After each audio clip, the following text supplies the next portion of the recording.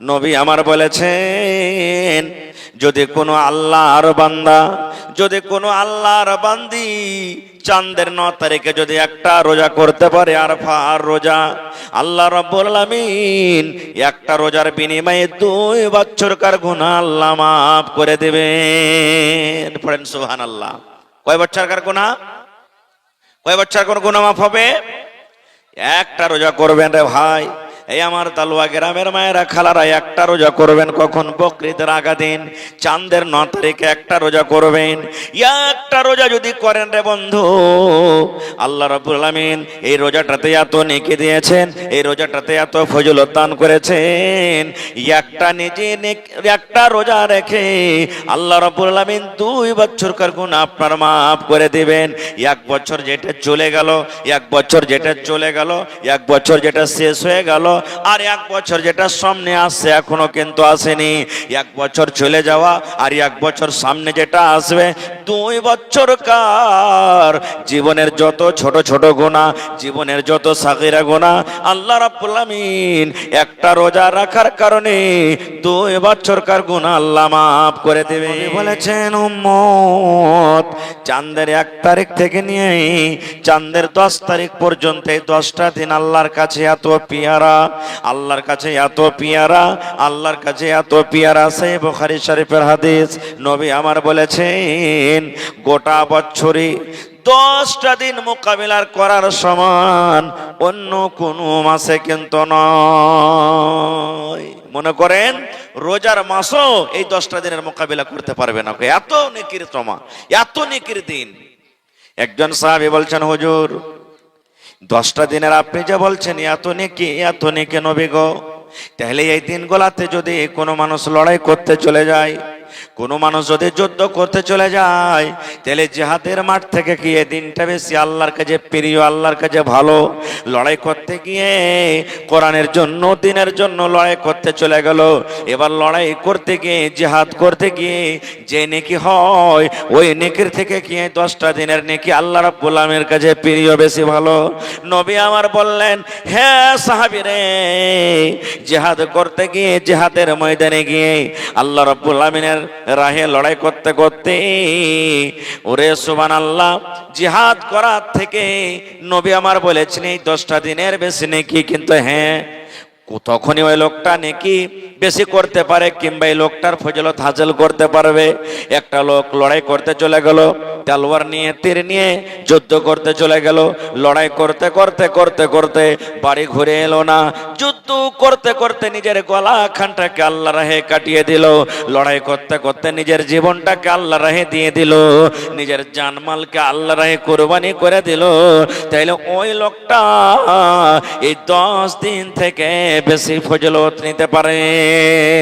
নারে তাকবীর! কেন 10 দিনের ফজিলত? নবী আমার বলেছেন, 10 দিনে একটা এমন দিন আছে, যেই দিনটার নাম হলো ইয়াউমে আরাফা, অর্থাৎ চাঁদের 9 তারিখ। ধরেন চাঁদের 7 তারিখে আমরা কুরবানি করব, কুরবানির দিন ইংরেজি মাসের 7 তারিখ, আরবি মাসের 10 তারিখে আমরা কুরবানি করব, আল্লাহ যদি করায়। চাঁদের 9 তারিখে একটা রোজা আছে। এই আমার তালুয়া গ্রামের মায়েরা খালারা রোজাটা করবেন। কে রোজাটা করবে? যারা বুড়া মানুষ ওরাও রোজা করবে, যারা জওয়ান মানুষ ওরাও রোজা করবে, যারা যুবতী মানুষ ওরাও রোজা করবে, আমার বয়স্ক মায়েরা খালারা যারা, ওরাও রোজা করবে, বাচ্চারাও রোজা করবে। এমন ভাবে রোজা করবেন রে ভাই, নিজে করবেন, নিজের বিবি বাচ্চাকে বলবেন রোজা করো, যাতে সে রোজাটা লাগে যেমন রমজান মাস চালু হয়ে গেছে। রোজার মাসে যেমন রোজা করছেন, দেখা লাগছে গনগন করছে, এই মতো কিন্তু রোজাটা করবেন। কখন? চাঁদের 9 তারিখে। কখন রোজা করবেন? চাঁদের 9 তারিখে। 10 তারিখে চাঁদের কি করবেন? বকরিদ করবেন। আর চাঁদের 9 তারিখে রোজা করবেন। একটাই রোজা। বলবেন মাওলানা, চাঁদের 9 তারিখে 3 রোজা করলে কি নেকি পাবো? আমার কথা নয়, নবী আমার বলেছেন, যদি কোনো আল্লাহর বান্দা, যদি কোনো আল্লাহর বান্দি চাঁদের 9 তারিখে যদি একটা রোজা করতে পারে, আরফার রোজা, আল্লাহ রাব্বুল আলামিন একটা রোজার বিনিময়ে 2 বছরকার গুনাহ আল্লাহ মাফ করে দেবেন। পড়েন সুবহানাল্লাহ। কয় বছরকার গুনাহ? কয় বছর কোন গুনাহ মাফ হবে? একটা রোজা করবেন রে ভাই। এই আমার তালুয়া গ্রামের মায়েরা খালারা একটা রোজা করবেন। কখন? বকরিদের আগা দিন, চাঁদের 9 তারিখে একটা রোজা করবেন। একটা রোজা যদি করেন রে বন্ধু, আল্লাহ রাব্বুল আলামিন এই রোজাটাতে এত নেকি দিয়েছেন, এই রোজাটাতে এত ফজিলত দান করেছেন। একটা রোজা রেখে আল্লাহ রাব্বুল আলামিন 2 বছরকার গুনাহ আপনার মাফ করে দিবেন। 1 বছর যেটা চলে গেল, 1 বছর যেটা চলে গেল, 1 বছর যেটা শেষ হয়ে গেল, আর 1 বছর যেটা সামনে আসছে এখনো কিন্তু আসেনি। 1 বছর চলে যাওয়া আর 1 বছর সামনে যেটা আসবে, 2 বছরকার জীবনের যত ছোট ছোট গুনাহ, জীবনের যত সাগীরা গুনাহ, আল্লাহ রাব্বুল আলামিন একটা রোজা রাখার কারণে 2 বছরকার গুনাহ আল্লাহ মাফ করে দেবেন। নারে তাকবীর, সুবহানাল্লাহ। তাই রোজাটা করবেন, পরে ইনশাআল্লাহ তাআলা রোজাটা করতে হবে। এবারে এই মাসটাতে আমরা কিছু গুনার কাম করি, ভালো করে শুনবেন। কি গুনার কাম? কত ভাই বলেন যে হাঁটি কুরবানি দিয়েছিস তো কুরবানির নামে একটা রোজা করবি না, বকরিদের দিন রোজা করবি না? আচ্ছা, আপনার এলাকাতে বকরিদের দিন রোজা করে আছে? হ্যাঁ, তাও ফের কতখানি রোজা করবে? সকাল থেকে নিয়ে সন্ধ্যা পর্যন্ত, জোহর পর্যন্ত? জোরে বলেন। হ্যাঁ, আধখানি দিন কোনদিন রোজা হয়েছে? হে ভাই, আচ্ছা আপনি বলেন তো, রোজার দিনে আপনি সাহারি খেয়েছেন ভোর রাইতে, এবারে 5 মিনিট আগে ইফতারির টাইম নিয়ে বসে গেছেন সামান নিয়ে, আর ঘড়িতে কিন্তু এখনো 5 মিনিট আছে সূর্য ডুবতে। 5 মিনিট আগে যদি যাই না বুঝে আপনি ইফতার করেলেন, তো আপনি ইমানদারের সাথে বলেন রোজাটা হইবে আপনার? জোরে বলেন, হবে? তো যদি 5 মিনিট আগে যদি ইফতার না হয়, তো বেলা 11টা 12টার সময় একবারে কপিয়া কপিয়া গোশ ভাত পেট টিকটিকে খায়া কইয়া যায় একটা রোজা হইল রে বাবু।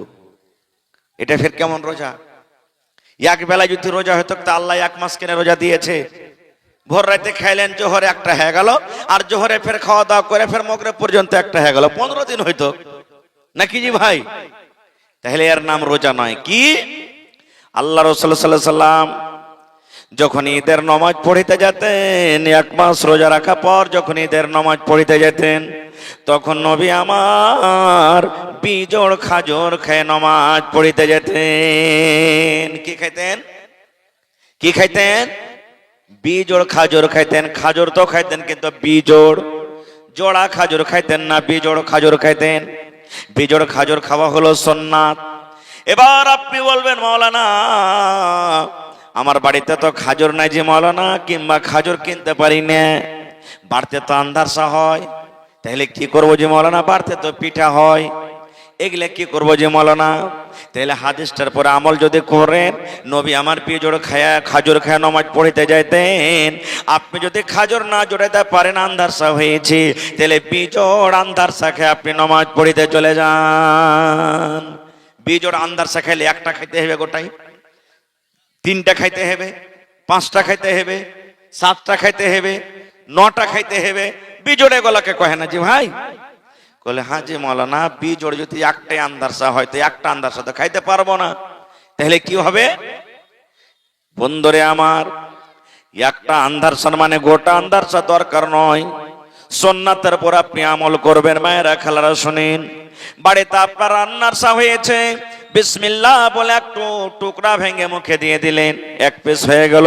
কিংবা যদি আরো খান, ছোট্ট ছোট্ট করে বিসমিল্লাহ বলে 3 টুকরা আপনি মুখে দিয়ে দিলেন, কিংবা 5 টুকরা আপনি মুখে দিয়ে দিলেন, কিংবা 7 টুকরা আপনি মুখে দিয়ে এলেন, সুন্নাতের পর আপনার আমল হয়ে গেল। কিংবা বাড়িতে ভাত রান্না হয়েছে, বাড়িতে আপনার ক্ষীর হয়েছে, আল্লাহর নবীর হাদিসের পরে যদি আমল করেন, তাহলে আপনাকে 1 থালি কিংবা 3 থালি কিংবা 5 থালি খাইতে হবে না।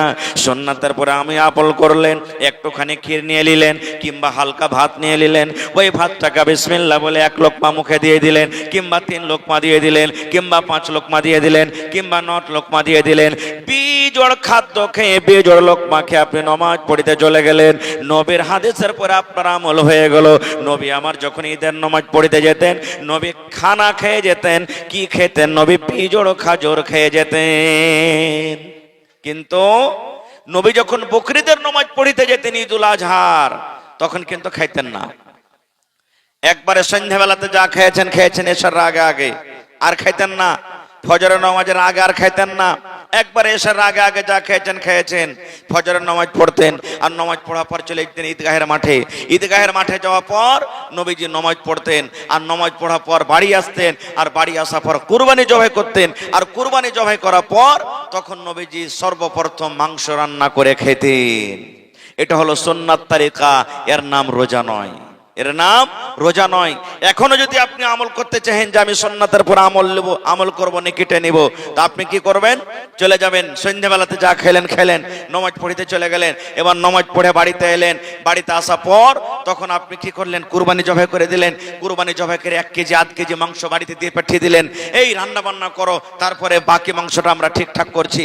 এবার মাংস যেমনই রান্না বান্না হয়ে গেল, আপনাকে খবর দিয়ে দিলে, বিসমিল্লাহ বলে আপনি মাংস মুখে দিয়ে এলেন। এটা হলো সুন্নাত তারিকা, নবীর তারিকা। যদি আপনি আমল করেন কি পাবেন?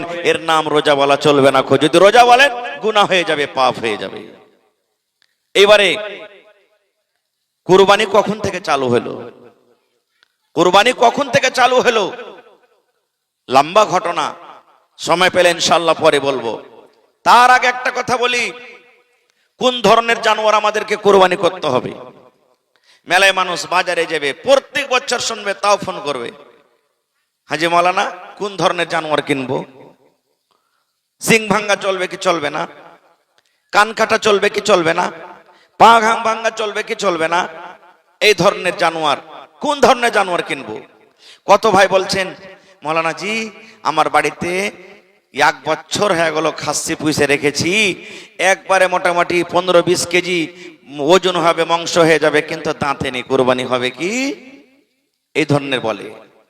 বন্ধুরে আমার, নবী আমার বলেছেন, লা তাজবাহু ইল্লা মুসিন্না। দয়ার নবী বলেছেন, উম্মত রে তোমরা জানোয়ার কুরবানি করো, জানোয়ার কুরবানি করো। কোন ধরনের জানোয়ার তোমরা কুরবানি করবে? নবী বলেছেন, লা তাজবাহু, তোমরা জানোয়ার জবাই করিও না, জানোয়ার তোমরা কুরবানি করিও না, ইল্লা মুসিন্না, কিন্তু দু দাঁতা জানোয়ারের কুরবানি করো। অর্থাৎ দাঁতা জানোয়ার কুরবানি করতে হবে। গরু দিবেন দাঁতা কুরবানি করতে হবে, উট দিবেন দাঁতা জানোয়ার লাগবে, ওরে সুবহানাল্লাহ, বকরি দিবেন দাঁতা জানোয়ার লাগবে। বিনা দাঁতা জানোয়ারের কুরবানি হবে না। নবী আমার বলেছেন, খাসি তোমাকে কুরবানি দিতে গেলে দাঁতা লাগবে, বিনা দাঁতা জানোয়ারের তোমার কুরবানি হবে না। দাঁতা জানোয়ারের কুরবানি লাগবে। আপনার কুরবানির কেজি গোশত যাই কিছু হয়ে যায় ওইটা দেখার নাই, রাসূলের হাদিস দাঁতা জানোয়ার লাগবে। এবারে কিন্তু আমাদের মধ্যে খাসি কুরবানি দিই, পাঁঠি কুরবানি কেউ দিনে দিছে কি? আইব মনে করছি আমরা, আইব মনে করছি। আল্লাহর কোরআন বলছেন যে তুমি পাঁঠি কুরবানি দিতে পারো, যেমন আপনি খাসি কুরবানি দিচ্ছেন, উট দিচ্ছেন, উটনি কুরবানি দিচ্ছেন, গাই দিচ্ছেন, গরু দিচ্ছেন। এই মতো আল্লাহ তাবারাক ওয়া তাআলা কোরআনে বলছেন যে তুমি খাসি যেমন কুরবানি দিচ্ছ, তো বকরিও কুরবানি তুমি দিতে পারো, কোনো অসুবিধা নাই। এই লাগে যদি কোনো ভাই চাহেন যে আমি বকরির কুরবানি দিব, তো বকরির কুরবানি দিতে পারেন আপনি, কোনো অসুবিধা নাই, বকরির কুরবানি আপনি করেন। এবারে কুরবানি করতে গিয়ে আমরা একটা ভুল করছি। আল্লাহ রাসূল বলেছেন, একটা জানোয়ার আপনি খাসি জবাই করে দিলেন, বা আরো অন্য কোনো জানোয়ার কুরবানি করে দিলেন, একটা জানোয়ার কুরবানি করলেন, একটা গোটা জানোয়ার একটা বাড়ির গোটা পরিবারের তরফ থেকে যথেষ্ট। পরিবার বলতে আপনি বাড়িতে আছেন, আপনার বেবি বাড়িতে আছে, আপনার বেটা বেটি বাড়িতে আছে, আপনার সাথে আপনার মা বাবা আছে, আপনার ছোট ছোট ভাইরা নাবালক হয়েছে, এখনো বালিগ হয়নি, এগুলো হলো আপনার পরিবার। আপনার বাড়িতে যত পরিবার রয়েছে সমস্ত পরিবারের তরফ থেকে একটা গোটা জানোয়ার যথেষ্ট। আপনি যখন কুরবানি করবেন নিয়াতটা করে দেন, এই আল্লাহ এই জানোয়ারটা আমি আমার বাড়িতে যত ছেলে মেয়ে আছে, আমার বাড়িতে আমার মা আছে, আমার বাড়িতে আমার আব্বা আছে, আমার বাড়িতে আমার বিবি আছে, আমার বাড়িতে আমি আছি, আল্লাহ সকলের তরফ থেকে এই জানোয়ারকে আমি তোমার রাহে কুরবানি করে দিলাম। কিন্তু আমরা কুরবানি করবো কেমন করে জানেন? গত বছর বাপের নামে দিয়েছি, এ বেকার মায়ের নামে দেব। গত বছর শ্বশুরের নামে দিয়েছি, এ বেকার কার নামে? শাশুড়ির নামে দেব। একটা লোককে আমরা খাস করে বলি না, গোটা জানোয়ার যখন দিবেন, গোটা পরিবারের তরফ থেকে আপনি কুরবানি করে দিন। আর গোটা জানোয়ারে বেশি নাকি একটা ভাগ আর কুরবানি দিবেন তো একটা লোকের নামে হলো, আর একটা জানোয়ার দিবেন তো গোটা পরিবারের নামে হলো। কোনটা বেশি ভালো হলো, আফজাল হলো? এমনি টাইমে আমরা কুরবানি করব, মৌলানা জি টাকা পয়সার অভাব হয়ে গেছে তো ভাগ লাগিয়ে দেবো, ভাগাতে কুরবানি দেব। আমি বলি না যে ভাগাতে কুরবানি হবে না, দেন। তবে একটা কথা বলছি, আপনার যখন বেটার বেটির বিহা লাগবে তখন আপনি ভাগা জানোয়ার কিনছেন, ভাগাতে করে না গোটা জানোয়ার কিনছেন। একটা জবাই করেও হয় না, ফের পোল্ট্রি মুরগি মাঙ্গাইতে হয়েছে, আপনাকে মাছ নিতে হয়েছে। তো যখন বিহা শাদীতে আপনি গোটা জানোয়ার যখন আপনি জবাই করছেন, তাহলে আল্লাহ রাহে কুরবানি যখন করবেন তো কেনে ভাগা দেবেন? যে ভাই কেনে ভাগা দেবেন? কত ভাই তো এমন মনে করছে কথাতে কথাতে রিয়াকারি করবে, কথাতে কথাতে রিয়াকারি। কি রিয়াকারি জানেন? আবে আমারকে কুরবানির জানোয়ারটা গেরাম ফাস্ট, খালি মনে হয় একবারে থল থল করছে রে ভাই, থল থল করছে, খালি তেল চুইছে মনে হয় খালি। এই দেখেন কত মা খালা তো বলবে কি করবো জি বুবু, কি করব, কুরবানি করার তো মন ছিল না, আমাকে গুধার বাপ কইছে যে টাকা পয়সা নেই, কি করবি রে?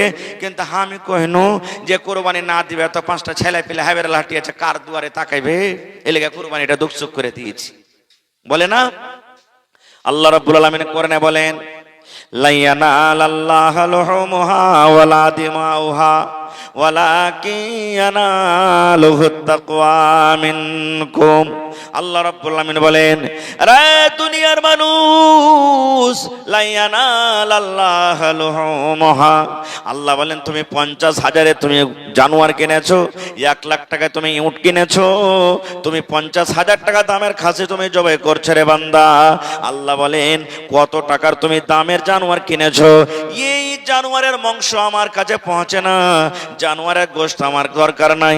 আল্লাহ বলছেন তোমার জানোয়ারের গোশতের আমার দরকার নাই, ওয়ালা দিমাউহা, এবং জানোয়ারে কত ভালো ভালো রক্ত আছে, কয়েক কেজি রক্ত আছে, রক্তর আমার দরকার নাই। আল্লাহ বলেন ওয়ালাকিন ইয়ানালুহুত তাকওয়া মিনকুম, বান্দারে আমার কাছে যেটা পৌঁছে সেটা হলো তোমার ভিতরকার তাকওয়া। কোন নিয়তে তুমি কুরবানি করো, তোমার নিয়াতখানটা শুধু আমার কাছে পৌঁছে, তোমার দিলখানটা শুধু আমার কাছে পৌঁছে, তোমার ভিতরকার তাকওয়া শুধু আমার কাছে পৌঁছে, তাছাড়া বান্দারে তোমার কোনো জিনিস আমার কাছে পৌঁছে না। দিলের মালিক কে? যারা বলেন কে? আহা, একটা সহিহ হাদিসে এসেছে, আল্লাহ রাসূল সাল্লাল্লাহু আলাইহি ওয়াসাল্লাম বলেছেন, এক জামানাতে একটা লোক ছিল, বদমাইশ টাইপের লোক, কিছু হয়তো না হয়তো মানুষটাকে মেরে দিত। এই করতে করতে তার হাত থেকে 99টা মানুষ কাতাল হয়ে গেছে। কয়টা? জোরে বলেন কয়টা? এক কম, এক কম। ওরে সুবহানাল্লাহ, কত বড় মার্ডারকারী লোকটা জি, এক কম 100টা মানুষ জবাই করে দিয়েছে। এবারে কি যে হলো তার মনে মনে, তখন একদিন একটা লোককে যা বলছেন যে হারে ভাই, আমি এক কম 100টা অর্থাৎ 99টা মানুষকে কাতাল করে দিয়েছি, এত যে জীবনে পাপ করেছি, তা আল্লাহ কি আমার গুনাহটাকে মাফ করবে না? এতটি মার্ডারের কথা শুনে যাকে জিজ্ঞাসা করেছে, কইছে ওরে আল্লাহ, তোর মতন খুনিকে আল্লাহ মাফ করবে না? এতটা তুই পাপ করেছিস, 99টা মানুষকে কাটেছিস, আল্লাহ তোকে মাফ করবে না? হাতে তালোয়ার ছিল, বলছে ইহামনও মাফ হবে না, তমনও হবে না, তুইও বাঁচবি না। দিলে ওকে 100টা পুড়িয়ে দিলে, 100 হয়ে গেল।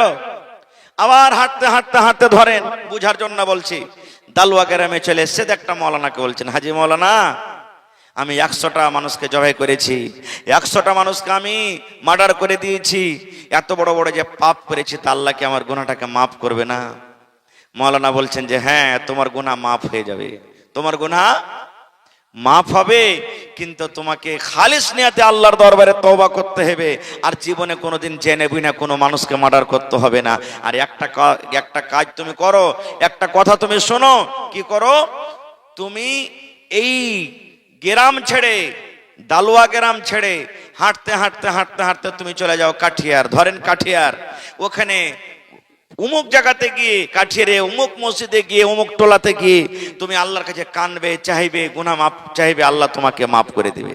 বলছে আল্লাহ মাফ করে দিবে না? তো হ্যাঁ। এবার যা ছিল তালোয়ার টালোয়ার ফেলে এবার হাঁটতে লাগলো।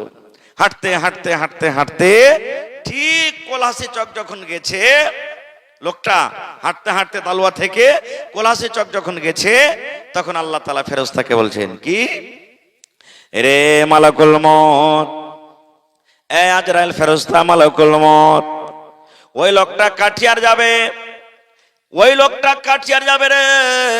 লোকটা কাঠিয়ার যাওয়ার আগে আগে, লোকটা কাঠিয়ার ঢোকার আগে আগে এখন লোকটা কোলাসি চকে আছে, কোলাসি চক পার করছি, তুমি তাড়াতাড়ি করে যাও আর ওই লোকটার তুমি তাড়াতাড়ি করে জানখানা কবজ করে নিয়ে চলে এসো, যেন লোকটা কাঠিয়ার ঢুকতে না পারে। আল্লাহ আদেশ করছেন, এই মালাকুল মউত, যাও তাড়াতাড়ি করে লোকটার জানখানাকে কবজ করে নাও। এবার জান কবজ হয়ে গেল, জান কবজ হয়ে গেল। এবার যেমনই জান কবজ হওয়া, ভালো করে শুনবেন রে বন্ধু, এবার জান্নাতের ফেরেশতা এসে লোকটার পাঞ্জরে হাজির হয়ে গেল, জাহান্নামের ফেরেশতা এসে হাজির হয়ে গেল। জাহান্নামের ফেরেশতা বলছেন, আমি এই লোকটাকে জাহান্নামের ভিতরে নিয়ে যাব, এই লোকটাকে জাহান্নামের আগুনে নিয়ে যাব, এই লোকটা জাহান্নামের আগুনে পড়বে। জান্নাতের ফেরেশতা বলছেন, না না রে না, আমি জান্নাতের ভিতরে নিয়ে যাব। এ জাহান্নামের ফেরেশতা রে, এই লোকটাকে আমি জাহান্নামের আগুনে আমি যেতে দেব না, এই লোকটাকে আমি আল্লাহর জান্নাতের ভিতরে নিয়ে যাব। জাহান্নামের ফেরেশতা বলছেন, না জাহান্নামে নিয়ে যাব। জান্নাতের ফেরেশতা বলছেন, না জান্নাতের ভিতরে নিয়ে যাব। ওরে সুবহানাল্লাহ। এইবারে কিন্তু তারা দুইজন ফেরেশতা তকরার করতে লাগলেন। তকরার করতে করতে এবার জাহান্নামের ফেরেশতা বলছেন, হে জান্নাতের ফেরেশতা রে, তুমি কেন লোকটাকে জান্নাতের ভিতরে নিয়ে যাবে? কি দুনিয়াতে আমল করেছে, কোন আমলের কারণে তুমি লোকটাকে জান্নাতের ভিতরে নিয়ে যাবে? এবার জান্নাতের ফেরেশতা বলছেন, জাহান্নামের ফেরেশতা, তুমি বলো তো লোকটাকে কোন আমলের কারণে জাহান্নামের ভিতরে নিয়ে যাবে?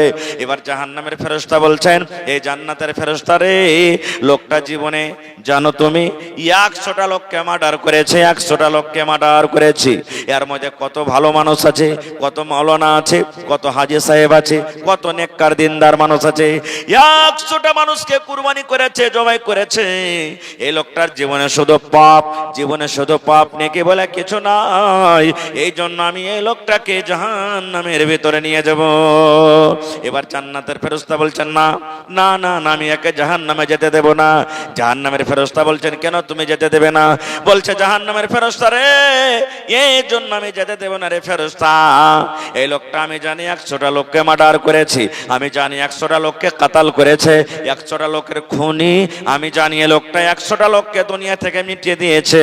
কিন্তু মার্ডার করে দেওয়ার পর এই লোকটা এমন ভাবে আল্লাহর দরবারে তওবা করেছে, মার্ডার করে দেওয়ার পরে এমন আল্লাহর কাছে কান্দা কাটা করেছে, আল্লাহর দরবারে এমন ভাবে তওবা করেছে যে নিয়াতটা আমরা জানি না, তুমিও জানো না, দুনিয়ার কোনো মানুষ জানে না, কিন্তু জানছেন একমাত্র কে? আল্লাহ। আল্লাহ জানছেন। এই জন্য এই লোকটাকে আমি জান্নাতের ভিতরে নিয়ে যাব। এই লোকটার কান্দাকে আল্লাহ কবুল করে নিয়েছে রে, এই লোকটার তওবাকে আল্লাহ কবুল করে নিয়েছে। এই লোকটা মনে মনে যে আল্লাহকে ডেকেছে, আল্লাহ রাব্বুল আমিন তার ডাককে কবুল করে নিয়েছে। এই জন্য আমি এই লোকটাকে জান্নাতের ভিতরে নিয়ে যাব। নারে তাকবীর।